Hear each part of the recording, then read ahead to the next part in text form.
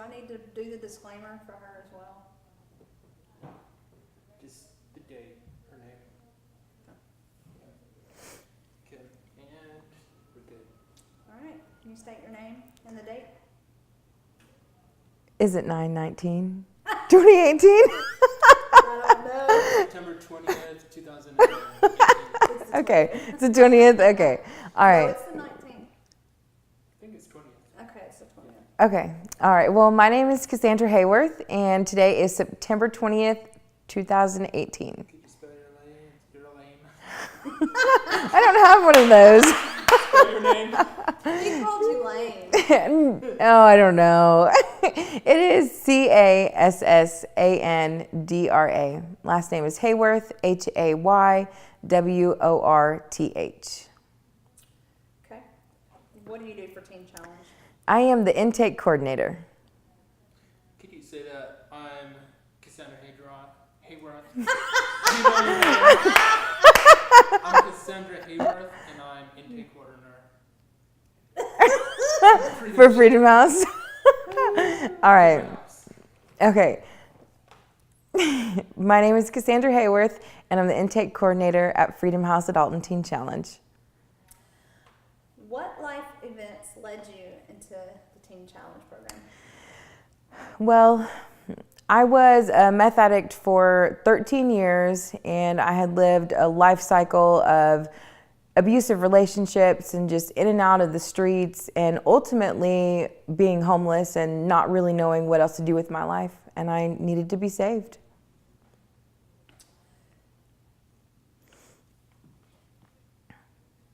Do you want me to ask her any more questions about her past? What do you want me to ask her? Just what led her to Freedom House? I just asked her that. Yeah. No, I guess just even detailed Give me information. some more details. Come on.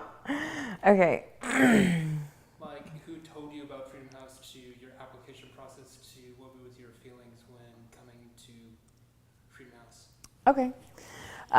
So I was living at my grandma Donna's house for a couple of days because I really had nowhere else to go. Nobody wanted me around, and she opened up her door to me, and she let me kind of come down there, and she convinced me to talk with my parents' pastor. His name is Paul Cicero, and he's the one that really introduced me to Teen Challenge. And because I asked him a bunch of questions, and he said, "What do you want?" You know, and because all I had was all these issues. And so I told him that I needed to be saved and I needed God to save me. And so he got on the phone and called Teen Challenge. And I was like, "You have all the answers to all of my I don't know questions?" And he said, "Yes." And so I called. It took me 3 months to do my intake process. But in the midst of that, I was calling. Her name is Brandy. She was the intake coordinator here at the time. And she asked me, she said, "Are you ready to have Jesus Christ save your life?" And I told her yes. And I knew at that moment, you know, there's something much greater out there than what I'm doing, the life that I was living, the chaos and the drugs and the not wanting to, like, not having anywhere to go. And these people were willing to accept me. I was rejected by everybody that I went around. And this lady on the phone made me feel so comfortable, even though I was such a mess. She made me feel so good that there was hope for me. And so I had to do all my blood work and was trying to get everything organized, and I was so scared because I was so mentally tormented. Like, my mom would drive me. She drove me to our little clinic in town to get the blood work, and I ran away from the clinic because I was so paranoid. I was like, "Oh my goodness, I can't do this. I can't do this." And she made me go back and do it on my own. She's like, "I'm not helping you anymore if you don't do this." And so I had to go back there, and I had to do it afraid because I knew that there was no hope outside of this only option that seemed to be coming up, because I had tried different rehabs. I had 30 days, 60 days, outpatient, other inpatient rehabs. Pretty much every rehab in Kansas, I had been to or tried to get into, and they denied me. It was just it was a disaster.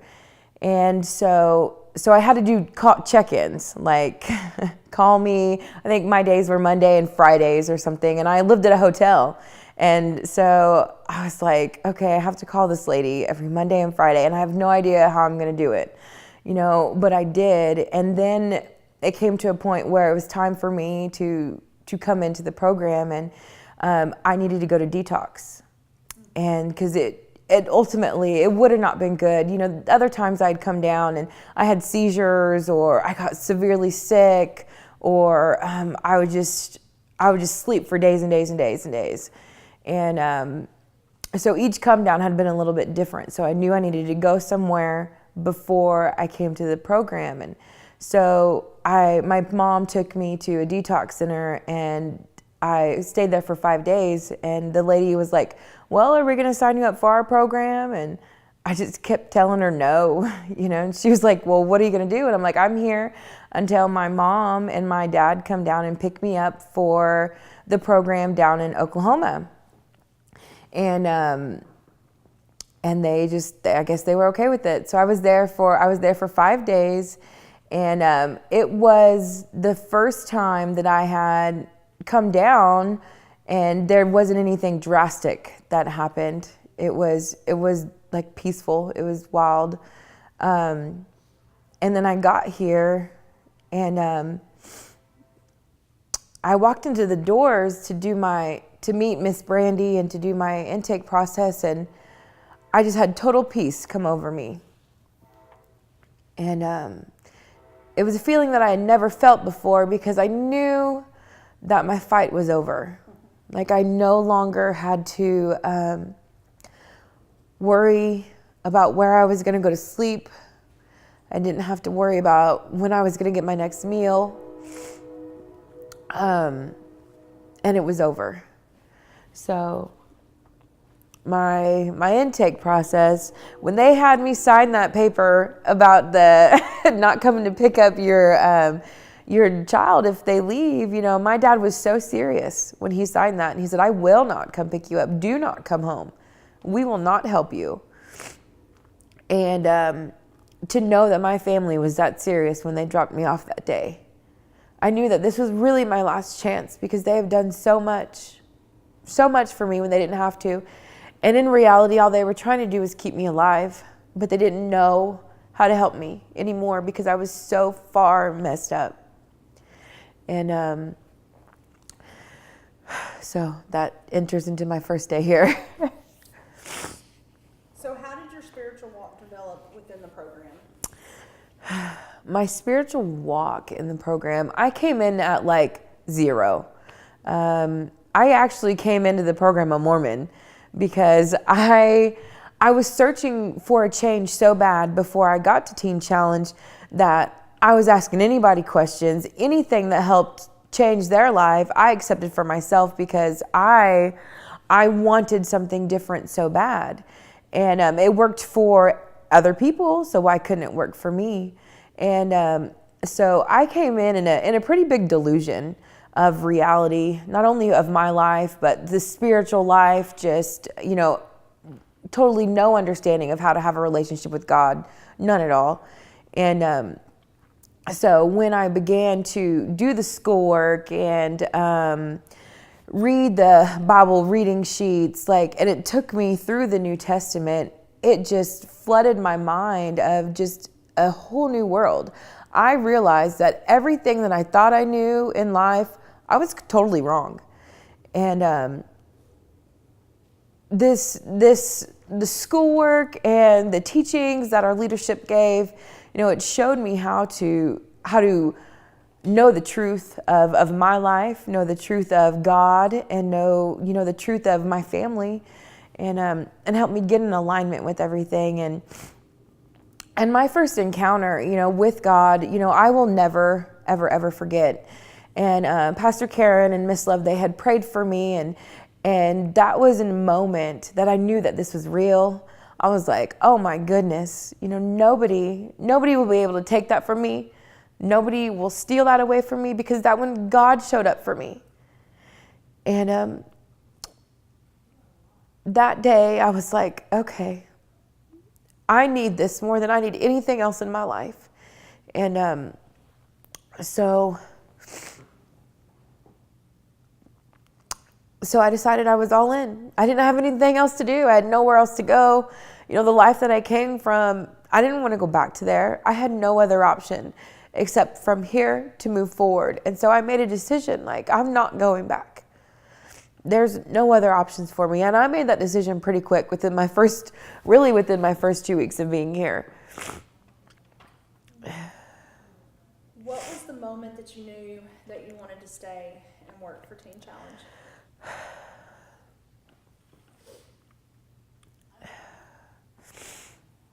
Somewhere, it was pretty early, I'm not gonna lie. It was within my first couple of months, I knew that because of the life transformation that was offered at Freedom House was one that I had never seen in all the other programs that I've been to. Nothing had even touched the depth of the healing that I was receiving emotionally while I was in the program. I knew that I want to be able to help other women attain that same freedom that I was getting, because if he did it for me, like, there's no reason why he won't do it for anybody else. And so I knew, like, this is for me. If God didn't bring me here just to go back home and live the same old life I was doing, no, I am to move forward and go to wherever he takes me to be. Being on staff, how can you relate your story to the students entering to the program? Relate my story to the students that are entering the program. Well, a lot of us come from the same areas. We come from the streets. We come from, a homeless background. We come from, addicted. We come from abusive relationships, from dysfunctional families. When it's time to come to a year-long program, it's not just because we've been drinking for the last week and a half. No, we've been through some stuff and we need some healing. And so when I talk with them on the phone, I am able to just say, you know what? There's freedom for you. There is hope for you. Just because it's where you are today, that does not mean that's the life God has for you. That does not mean this is the only thing that's available to you. And so I can personally encourage the ladies on the phone through the power of God that he's done in my life, because I have a personal testimony of what he's done for me. And people find comfort in that, because a lot of women, they're on the phone and they have no answers. They just have all these problems and there's no real solution for them. And even families, mom and dads, brothers and sisters who call, trying to find a solution for their loved one. They're like, we just don't know what to do anymore. We have no money. We are completely tapped out. And what can you do to help us? And I'm just able to talk with them from a personal point of view, and it goes so much more farther than it just being like a clinical statement, A, B, C, and D. No, there's life, there's feelings, there's emotions. It's real. So what is your personal goals at Teen Challenge? Like long term? We'll stay short term. My personal goals at Teen Challenge are to continue to be used by God in every single instance that he has for me. I want to stay so teachable that I can be of value to not only to my leadership, but a value to this ministry and a value to be used by God. Like, that is my goal in life, is just to be used by God, whatever that looks like. I've personally had to do a lot of work is setting my agenda aside and my timeline aside, because our timelines are different, and I just want to be used.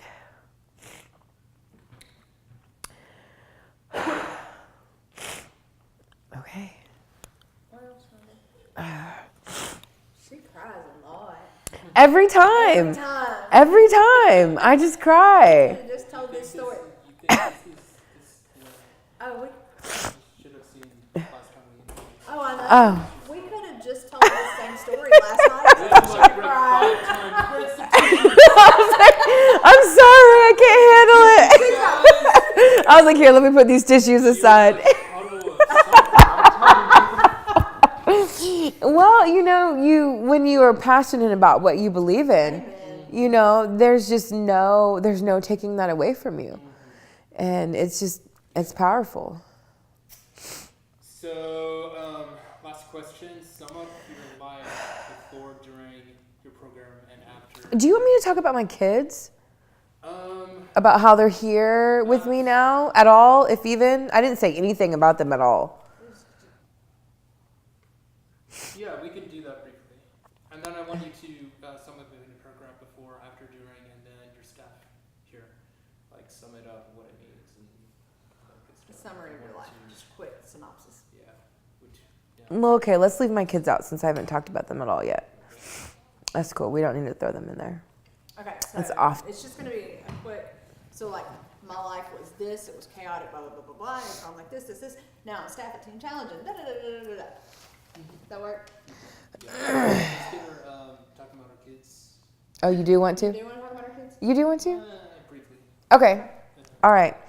So I have, well, let me start over. Graduated and Okay, so in 2015, I graduated as a student let me start over. So in 2015, I graduated as a student, and I knew that God had called me to something much greater than what I've ever done before.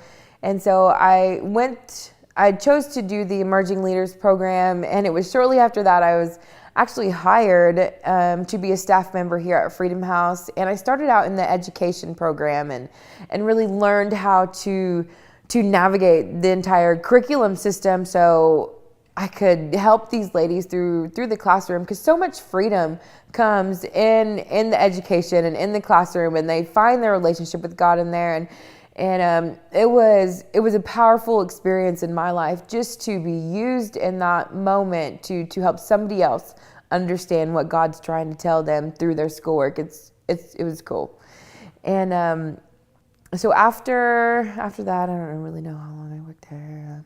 And then I became the intake coordinator, and so I've been working intake for about a year and a half.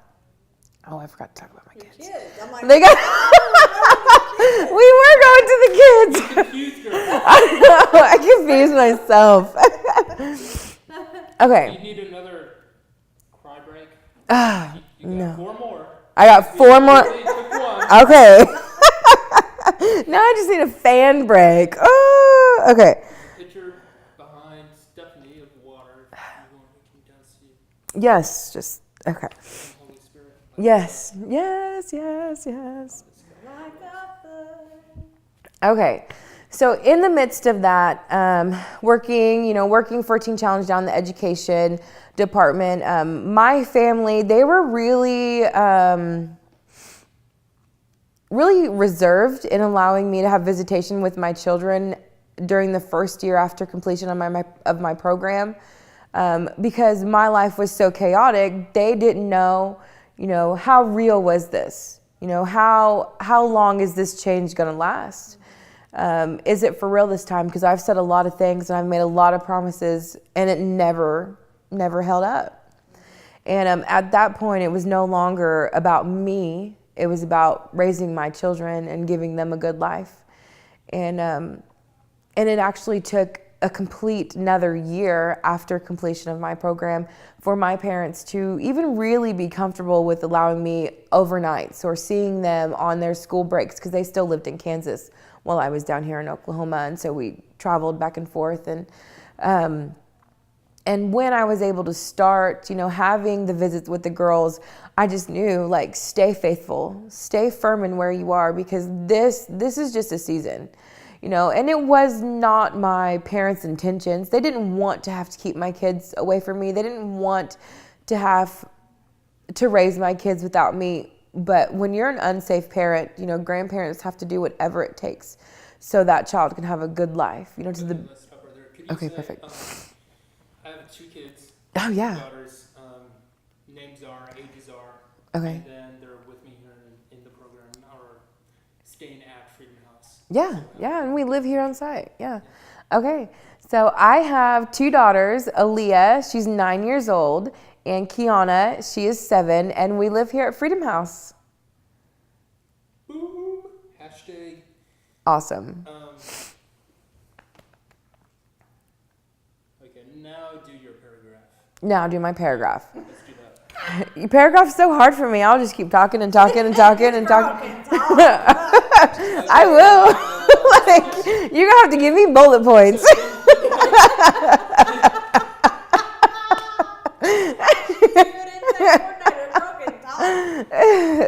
Okay, summarize your life before teen challenge into 1 paragraph. Okay. My life before teen challenge, it was a complete disaster. From sexual abuse to drug abuse to gang violence to homelessness.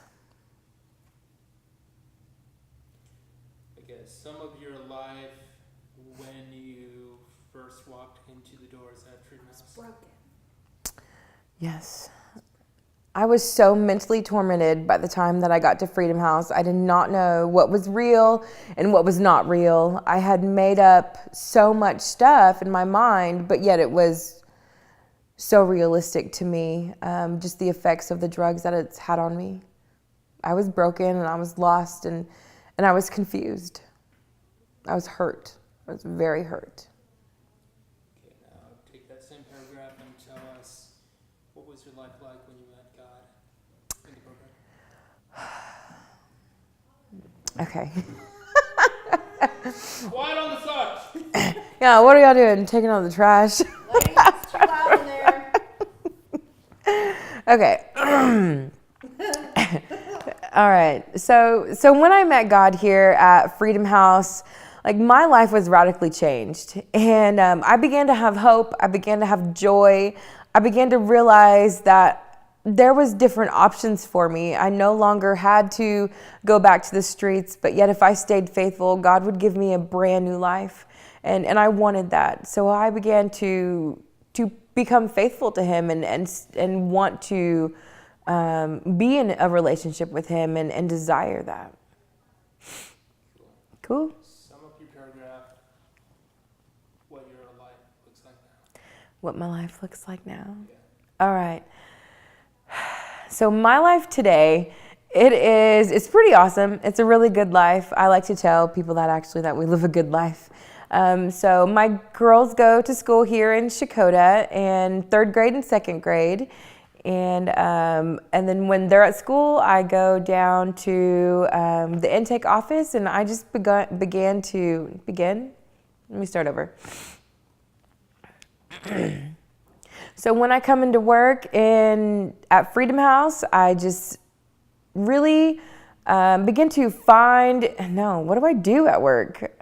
I answer intake calls. What? I'm so sorry.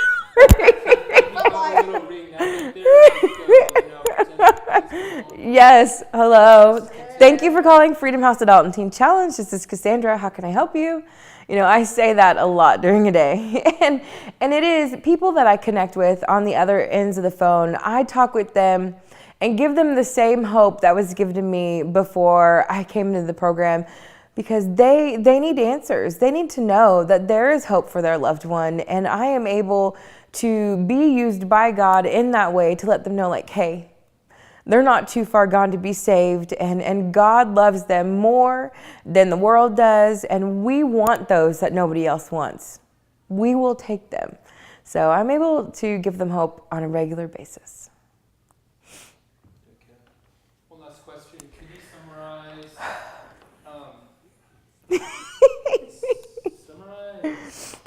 what you say to the girls that are asking for help? Okay, Why Freedom yeah. House? Why Teen Challenge? My Teen Challenge and Freedom House. Because there's no women's program in Kansas, so come to Oklahoma. I'm just kidding. Please come to Oklahoma. Not a women's program. Not one yet. There's one starting. somewhere. Okay, so do you just want me to like speak to them?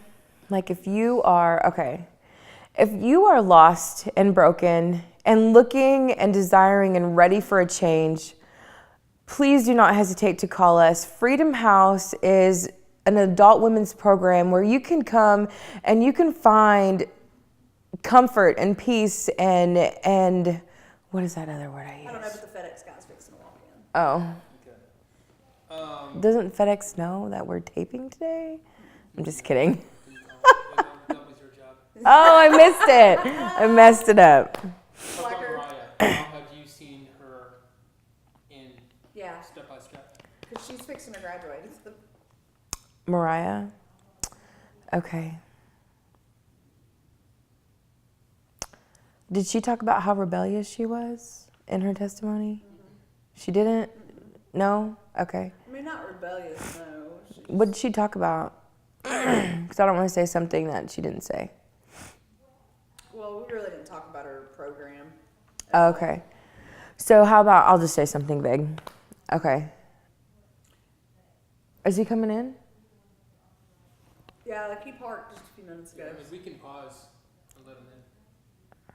But if he's leaving some stuff outside or if he, No, he comes in. oh, he comes in. Okay. He can come in. All Just right. pause. We'll just bring him in part of the video. He's right here. Is he at the Hello, ma'am. Good. I interrupted the broadcast. No. Just don't put me in. All right. Pen? My finger will work. All right. That doesn't look anything like it. What's your last name? Hayworth. Okay. Can you? Yeah, no problem. Okay.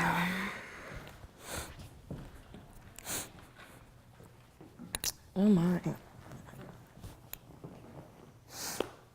Yeah, talk about when you first came in the program and you, I mean, you teach still, right?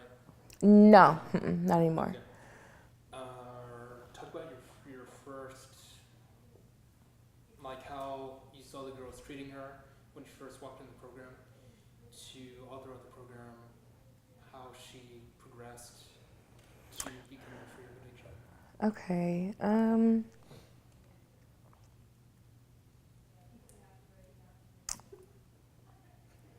Well, she had kind of a rough Well, program. then tell her that. Tell him that. I mean, we just didn't go into the details of her program. We talked about.